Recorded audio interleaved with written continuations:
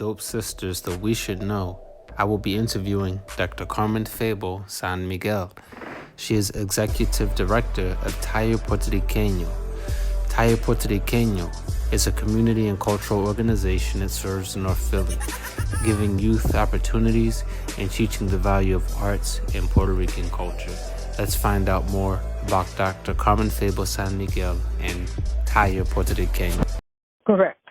Okay, so since the time of its founding, what were the goals? Well, first of all, let's start off with what it is. So, Taller is it's a community organization that promotes Puerto Rican art and culture. Yes, correct. Okay. Yes, and as well as support other Latin American cultures and our commonalities, and where we are connected culturally. Okay. And yes. So how are you able to provide that cultural connectivity? How would you say? Well, because although we concentrate, because that's the majority of the community that we serve and we provide services to, is the Puerto Rican community where we are located, which is Philadelphia is over 60% Puerto Rican. We provide opportunities for all Latin American artists. So, in our gallery, we exhibit not just Puerto Rican artists. The books we sell in the store are not just Puerto Rican books, etc. Mm-hmm. So it's, in the capacity that we can, we work on promoting those connections and those relationships. Okay. And tell me a little bit about how was Taller founded? So it was founded in 1974. It was founded by a group of activists, community activists and artist activists that saw an opportunity and a gap and a need, particularly for youth to connect to their heritage and their culture, and saw that as an opportunity to to provide paths for leadership, for strengthening academic pursuits. And strengthening, the kids' sense of who they are and their sense of, their self-awareness. And so it started as a, taller. The word taller means workshop. It started as a workshop to teach art to youth with a very strong and culturally specific content. Okay. And has it evolved from the time that it started until because very very very soon the organizers realized that the void of cultural programming was not just related to youth, that it was more community broad, and soon after the programs started to evolve and include programs that are, more community broad. The gallery grew, and the visual arts program grew, and festivals were organized that are more community broad. And authors, are invited to do presentations. So the cultural programming expanded to cover as many programs and as much variety as we can provide. And please tell me, what are some of the type of events that one might see there? So the exhibitions program is an ongoing program. We have a gallery, and the gallery mounts 6, 7 shows throughout the year, and we do openings to promote, and we have visits by school groups to see the exhibitions. We do community-wide festivals. We do a huge festival in September that is called Feria del Barrio annually. This will be, if we are able to do it this year, which is very iffy, This year would be, like number 34. I'm talking off the top of my head, so it may not be 34, it may be 33. But anyway, it's been going on for over 30 years. We celebrate, very special occasions that we know are very near and dear to the community, which is, for example, the Feast of the Epiphany, the Three Kings event that we do in January, on January 6th every year, and we celebrate during African American Month. We celebrate the legacy of Arturo Schomburg, who is an Afro-Puerto Rican that came to Harlem and became a researcher and a collector of all the important elements and events of African American communities, and including Afro-Puerto Ricans. So we do a symposium in September to celebrate his legacy and to deal with issues that are of impact to Afro-Latinos.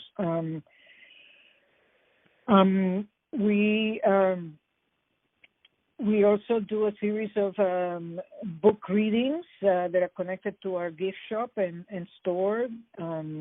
We sell books in our gift shop that are, written by Latinos about Latinos and Puerto Ricans. In the capacity that we can, we do sometimes music presentations and theater presentations, and we have our after-school and education programs where we teach kids during the school day as well as after school here, art in different disciplines that, again, is done with a very, cultural focus lens. Okay. So I just wanted to, just briefly tell you my experience. I had I heard of Taya for the first time recently, and I think when I reached out to you, I told you I came to visit, and I had a chance to see the art gallery, and I actually purchased a book about the history of the Puerto Rican community in Philadelphia. And I had a chance to see at the time that I came, the artist who was displayed is I think Samuel Lynn Portales. Samuel Lynn, yes. Yeah. So and that has actually inspired me. So once things kind of calm down, I would like to actually see his art gallery in Louisa. Is it Louisa? Louisa, yeah. His work right now is in Chicago. The work that was here. It's now being exhibited in Chicago. Okay. I don't know how long it will be there. So if you go to his gallery, you may not see, particularly the sculptural pieces that were being exhibited here. Okay. And the paintings. You'll see a lot of his graphic work because he, you don't see some of his other work. But anyway, the work that was here is right now in Chicago. Wow. And it will probably be there for another, several months. Wow, that's amazing. Okay, let me ask you this: what are some of the challenges? Because you have the art gallery, but you said you have the programs to focus on teaching youth, working with the youth, teaching the youth arts, but also just focusing on the community in general. What are some of the challenges that that Taya faces when it comes to, serving the community and working with the community? Well, our biggest source of pride is also our biggest challenge, which is that, we as an organization have made a commitment to stay rooted to this community. So we are here, and we are here to stay, and we build this 11.5 million beautiful space that is right in the heart of the poorest community of Philadelphia, in the poorest city in the United States. Of the 10 largest cities, Philadelphia, as you know, is the poorest large city in the United States. So the economic challenges are enormous. Yeah. And we we have to raise our budget every year, and that is an uphill battle. We are serving a community that does not have the resources, to support, this work, and we try to keep, as much as of those services free, so that they can, so that we can provide access, and that is a constant challenge. It's a challenge to try to provide as many opportunities for our artists when we are almost literally the only the only organization that focuses on Puerto Rican and Latino artists. So that's that is also we get lots of requests from artists, and we can't really serve all of the demands. So I would say that that the biggest challenge is also to try to do more with with the limited resources that we have. But I think we do fairly large amount, and we stretch our resources to so that we can do as much as we can with the resources that we have, and we keep our organization strong financially. Sometimes we have to accept that we cannot do it all. Okay, I understand that. Okay, so let's talk about you for a second. You're the executive director of Taller Puertorriqueno. Yes.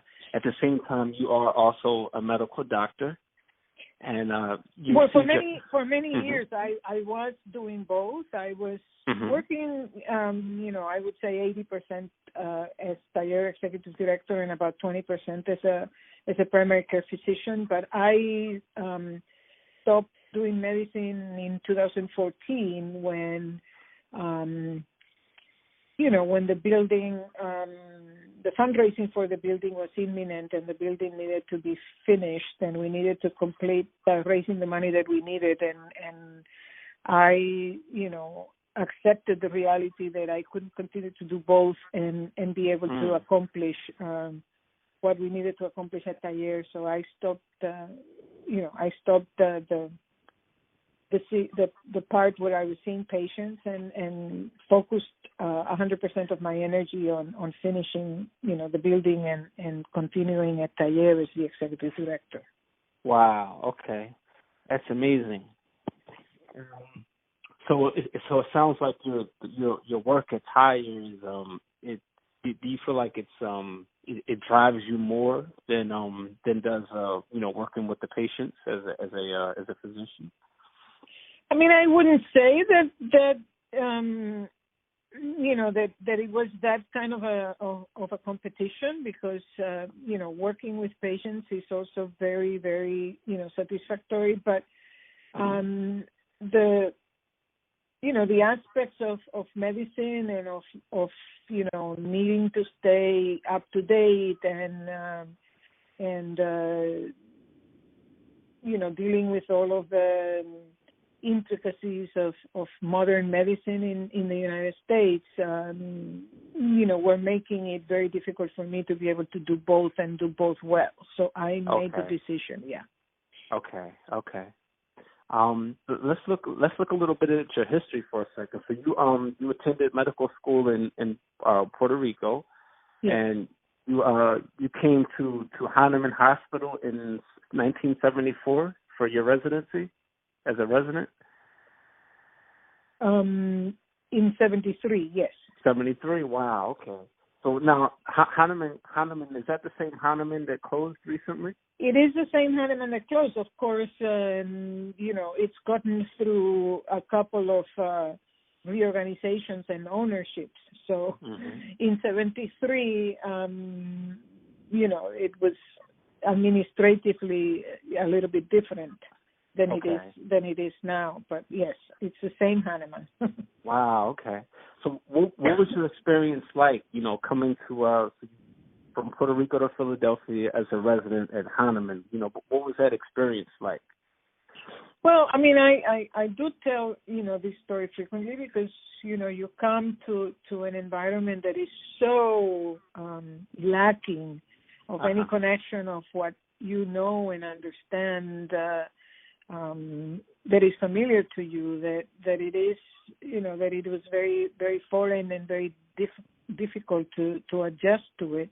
Mm-hmm.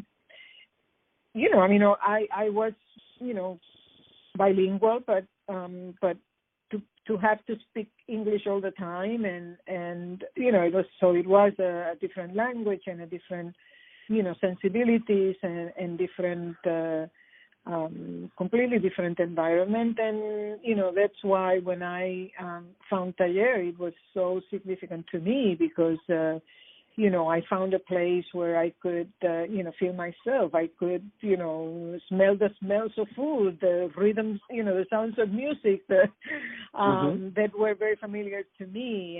And in that aspect, finding Taller was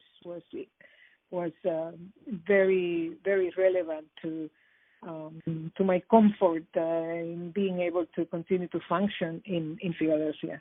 Wow. Okay. So like working as a physician, did you spend, like, as a physician, did you serve the Puerto Rican, like, Latino community, or were you serving, like how did that part work for you? Well, I was yes. The reason why I chose to come to Hahnemann is because Hahnemann had in the family medicine residency program, which is what I joined. Had a part of the outpatient practice that we as residents and as training in family medicine had to do was working in a primary care setting. And that primary care setting, which was a primary care clinic on Green Street in the area of Spring Garden, was, I would say, 70% Puerto Rican and Latinos. Wow. So I was being able to stay connected to the community. And that was, a selling point for me to come to Hahnemann. Okay. And what was that experience like? So now in Philadelphia as a physician, Now, had you been to Philadelphia before coming as a resident, or was it your first time? No. I had not been. And I mean that experience is, is the experience that physicians have working, in the midst of poor communities. It's an urban primary care setting. Most people are either, Medicaid or are not able to pay for their medical services, and you're providing a socially needed service. We had to juggle, the needs for medicines and tests and the abilities and the resources of the people that we were serving. Okay. Now, coming from Puerto Rico and now coming to Philadelphia, even though in some cases, you're serving the Puerto Rican population, you said around Green Street. Were there things that, surprised you, even though you coming from Puerto Rico, were there things that you encountered with Puerto Rican people, like from a physician standpoint, that kind of like surprised you or that you weren't aware of, being in this new environment, Philadelphia?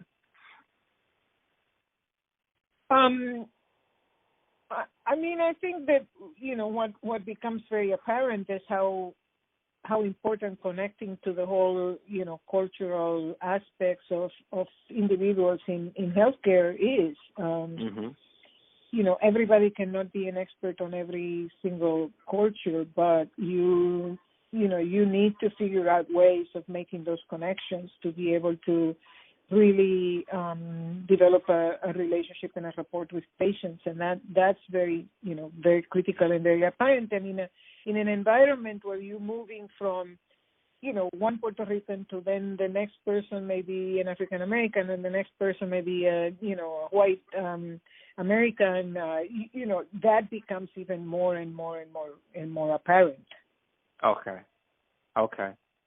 Do you feel like your cultural background gave you was there any benefit to that when it comes to like working with a diverse group of like patients? You said like Latinos, some might have been African American, some might have been white. Do you think your cultural background gave you any kind of gave you any, I guess, advantage? Mm-hmm. I mean, I wouldn't say that every single Puerto Rican would feel exactly the way I do, but I do. I very consciously, understand that I am the product of, a multiracial background, and it is something that in my family was very much understood and kind of accepted, and I think that created an additional level of sensibility in me that made it more possible to be able to make those connections when I was providing healthcare services. Wow. Okay. Wonderful. Now tell me, when did you first encounter Taya Puertorriqueno? How did that come about? So I don't remember the exact date, but I was, we were here. Actually, I was sharing an apartment with two other, members of my graduating class, and one of them heard about this concert that was going to happen with, with a singer. And songwriter from Puerto Rico that we knew very well. So, we found out where it was going to happen and purchased tickets and went to the concert. And that's, that was my first experience. After that, and I became very, very much intrigued and attracted to the work Taller was doing. And I would say maybe, 6 months to a year later, I started to come to membership meetings and started to get involved as a volunteer, and eventually got swallowed up into the board into the board of directors, and and I think the rest is history. Yeah. Wow. Okay. And what did you? So in your beginning days as a volunteer, what types of things, what types of activity were you engaged in the community? Well, I mean, the initial my initial contact was coming to meetings in those years. The people that were paid dues were considered part of the governing body. So we were coming to meetings and thinking of ways of supporting the organization. And we were organizing movie festivals and helping as volunteers to do those. Making all the arrangements. I mean,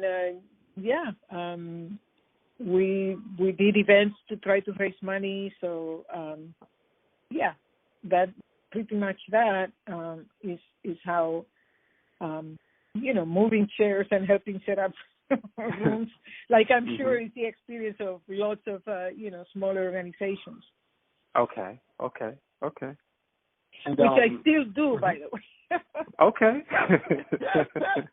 That's amazing. So you're still we very never active. have enough hands around to do all of the the reorganizing and organizing that needs to happen.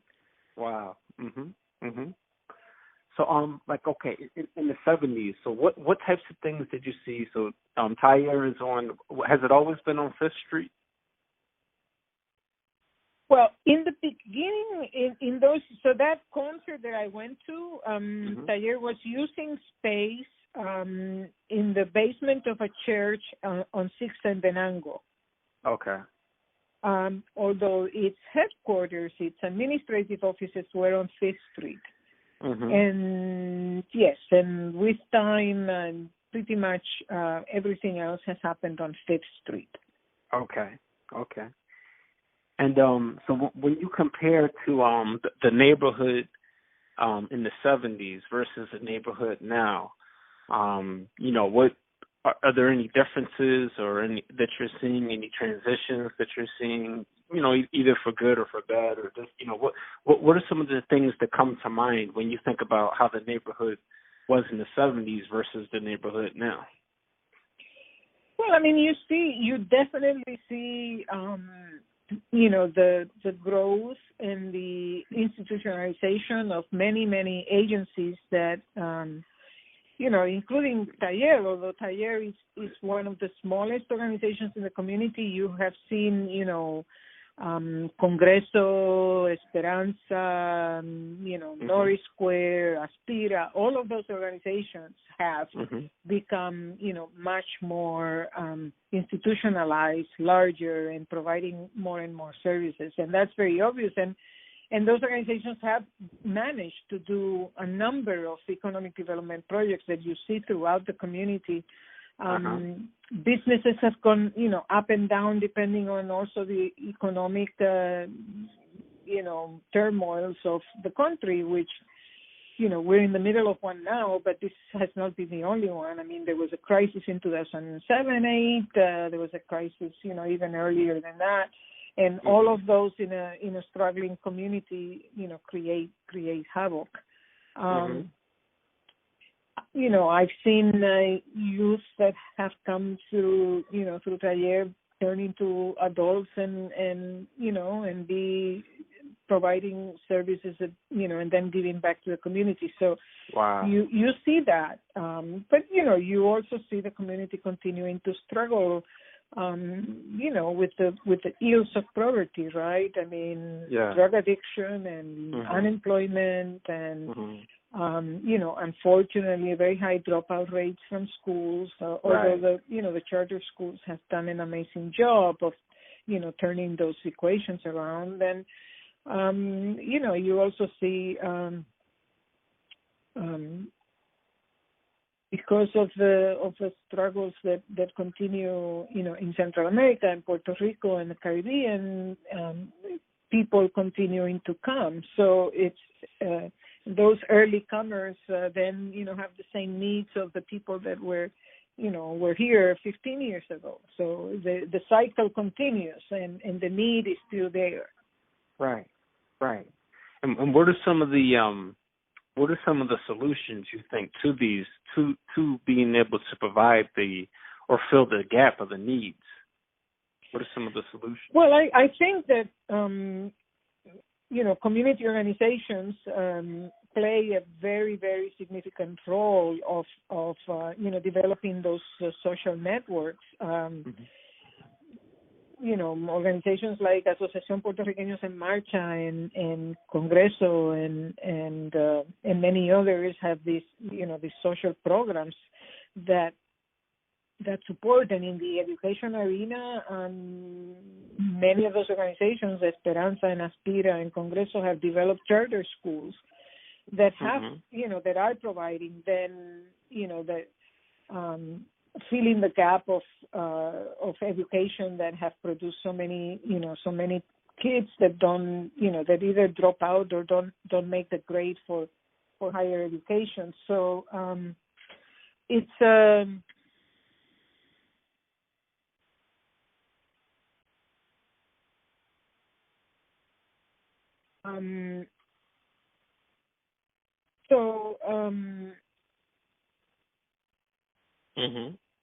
So community organizations, do that, and also community organizations as a group can raise the voice and have raised the voice to government to pay additional attention to communities that have been so marginalized in terms of investment and so on and so forth. And then, now we are dealing with, with the next level of challenge, which is gentrification and how communities get disrupted because they get pushed away. So, so we're trying to figure out ways of combating, some of that. Okay. Well, so with all the because when you think about the community issues, it's a lot. So when you need for yourself personally, when you're seeking inspiration or you're needing something to help you keep things in perspective, what keeps things in perspective for you to kind of be able to continue the work and the mission? Because you said you're very hands-on, even down to organizing and getting things set up.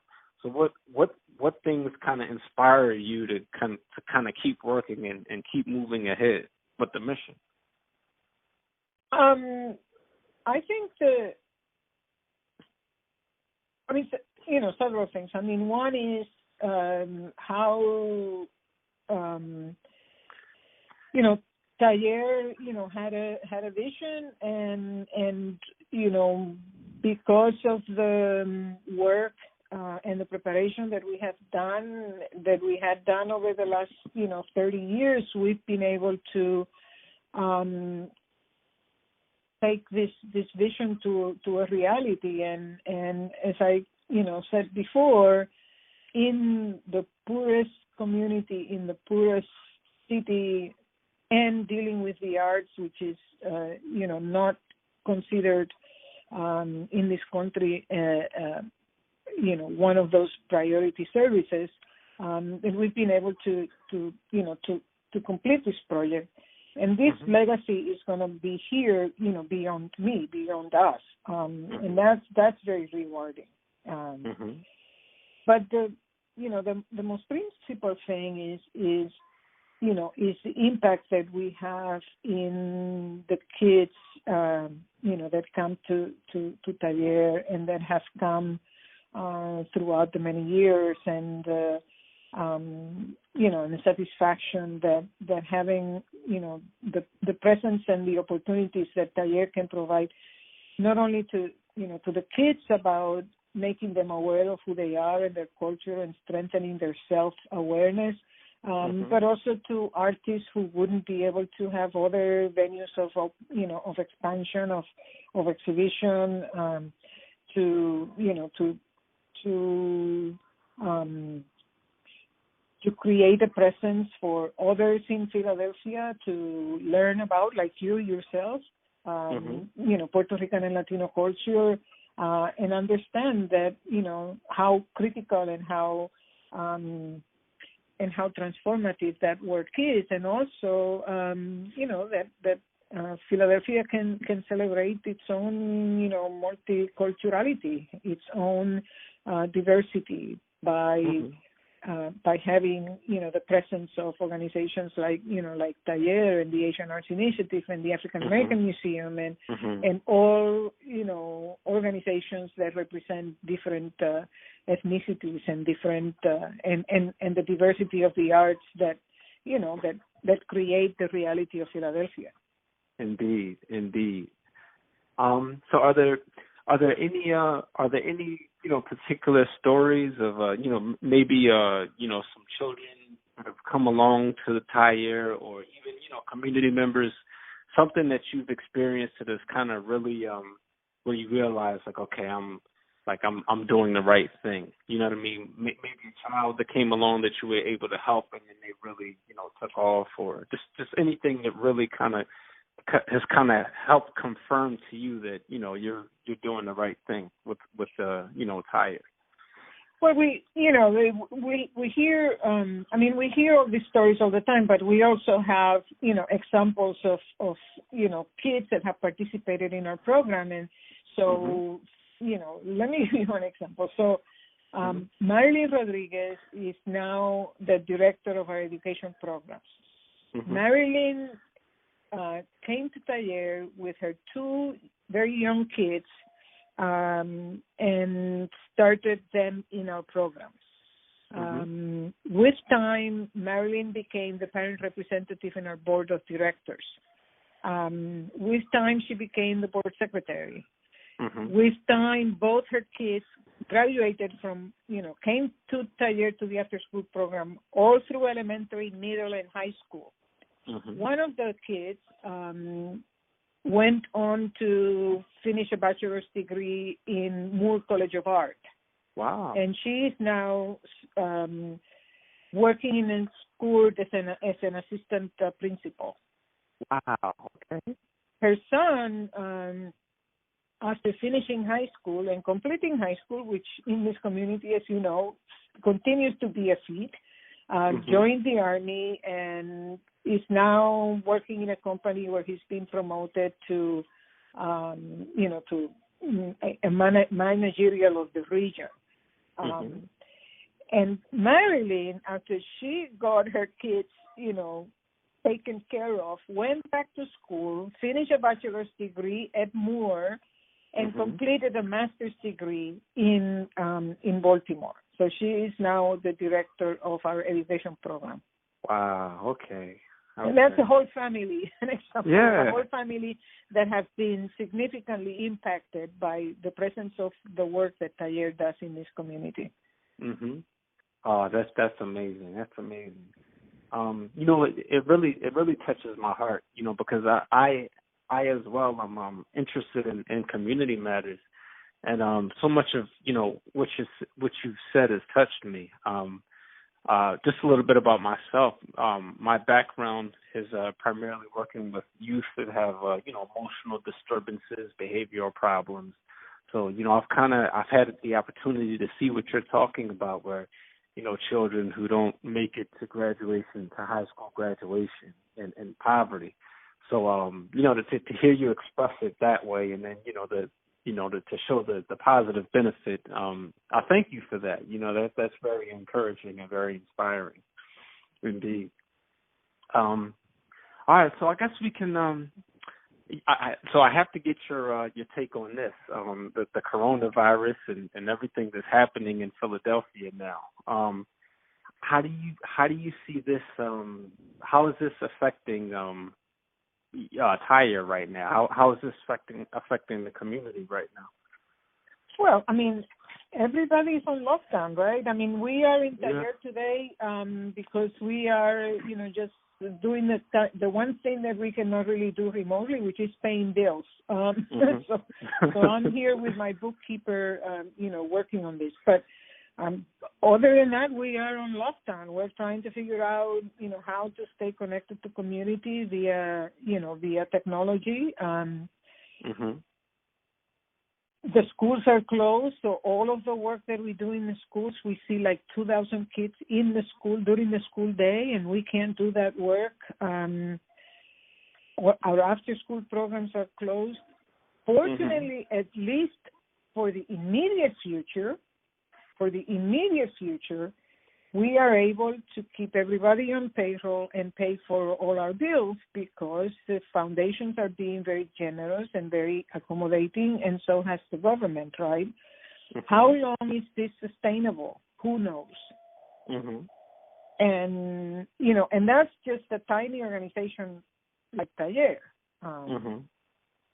What other, local businesses that do not have, the access to, to foundation money and to government money, et cetera, are doing, and whether they are able to keep, their own staff on payroll.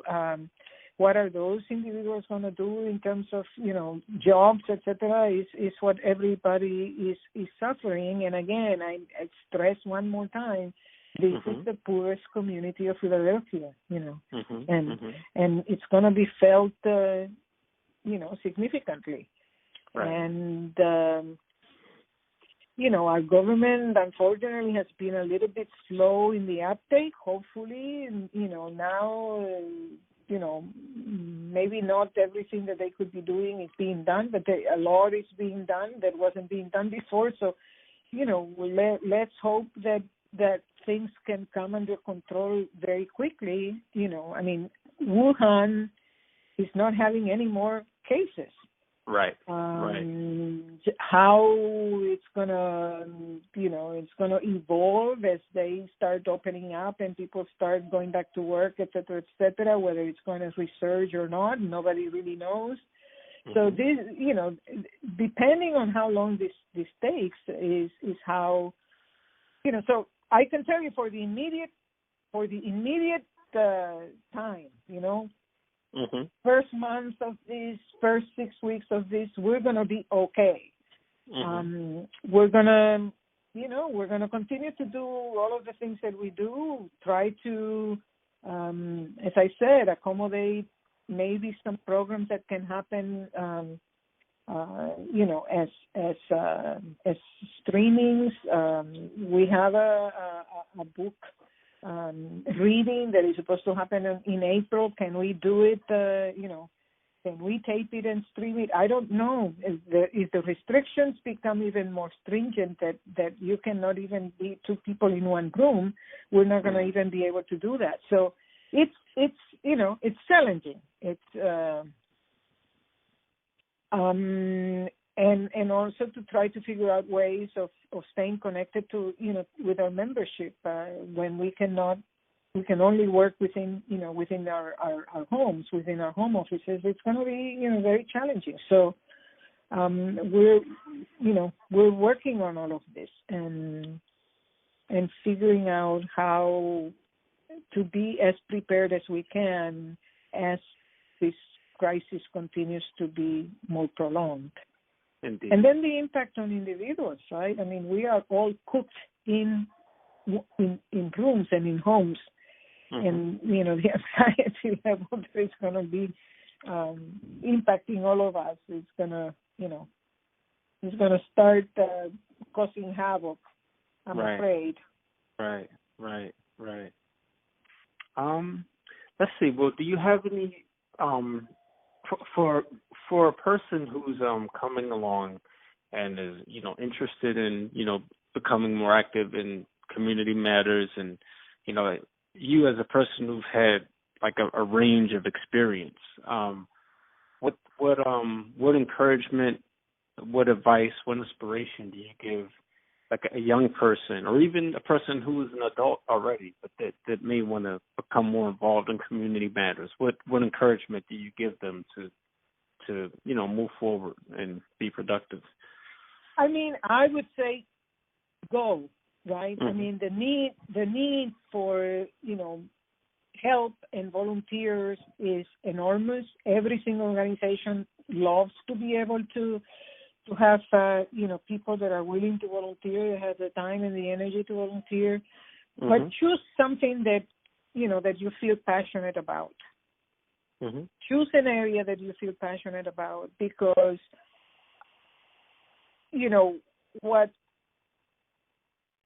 what should not happen is that, you join something and then, are not as active or as, people are going to rely on you. And being a volunteer also has its responsibilities. If you want to do it responsibly, do something that really you enjoy, so that it doesn't become a burden, and you can really do and fulfill your responsibility as a volunteer. Wow, amazing. Okay, and now one more question. So for you personally, like in your time, now transitioning to doing everything for Tire full time. What type of growth and what type of new skills have you sort of developed over the years that have brought you to the point where you are now? Well, I mean, any executive director in a small organization has to perfect their fundraising skills. And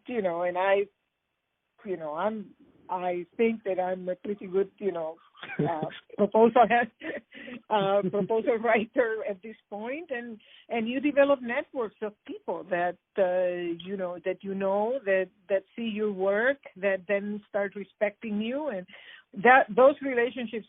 Some people say fundraising is about relationships. Those relationships are critical and important. And they, you develop them over time, obviously. They need to be strengthened and cultivated over time. And when you do it, you become, and you go to trainings, etc. You become a better administrator. You understand the dynamics of how to manage money and how to be careful with money, because you have to be very careful with money. Your organization needs a very strong financial footing. So all of that. I mean, I can tell you, I became an expert in developing a building program, and once you become an expert, you don't use it anymore because the building is done. But those skills help you in other areas. So, I mean, I think that's that's the more you do something, the stronger and better you get at it, and the more people know you, the more they realize that that you are able to do and to bring the organization forward. So all of those things, are part of, I guess, of being a good, strong executive director. Mm-hmm. I think that the largest thing that we have moving forward is that Taller Puertorriqueño is developing a relationship with a university in Puerto Rico, Inter-American University. Mm-hmm. And we're going to start, providing university-level classes, physically here at Taller initially, but I think that this is going to evolve, fairly quickly. And that they're going to need, more space fairly quickly. Mm-hmm. Mm-hmm. At least we hope that's how it's going to go. And of course, for that to happen, we need to get rid of the damn coronavirus. So we'll see. Indeed. Well, Carmen, I thank you so much for just taking the time. I've learned a lot from this conversation. I really have enjoyed this conversation. If anyone wanted to, find out more about Taller or, the work that it's doing or, how can folks get in touch? And, if there's any other closing ideas you have or information you would like people to become aware of, please take this time to share. Well, I mean, I think, in this world of virtual reality, the best way is obviously to visit our website. We will be posting constantly. We will be communicating with people. We will try, as I said, to develop, programming. Like, for example, we have a show right now in our gallery by a, local artist from Venezuela. His name is Henry Bermudez. We're gonna tape and put that online so people can continue to enjoy the show online.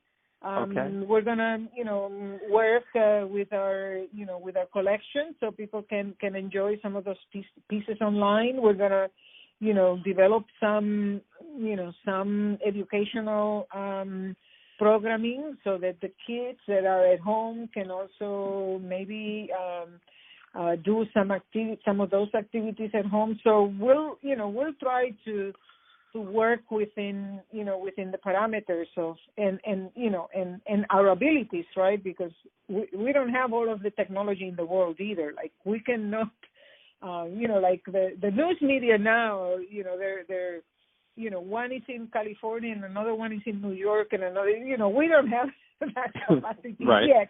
Mm-hmm, mm-hmm, we don't have that capacity yet, but within the level of technology that we can master and bring to bear, we will try to continue to produce content that people can relate to, and hopefully people will continue to realize the important role that we play and not lose sight that, the crisis doesn't eliminate the need for us to continue to raise money. And, we were scheduled to have our spring fundraiser, which of course has been canceled. So figuring out ways, again, of, keeping people stimulated and connected to the realities of where we are right now and the continued need, of Taller to thrive in this environment. Mm-hmm. Wow. Absolutely amazing. Well, thank you again, and we'll be looking forward to seeing more good things from Taller once everything passes with coronavirus, and we'll be looking forward to seeing the what we can look at online. Okay, and, very good. Yeah, so thank you so much again. Okay, thank you for your interest. Okay, bye-bye. Bye-bye.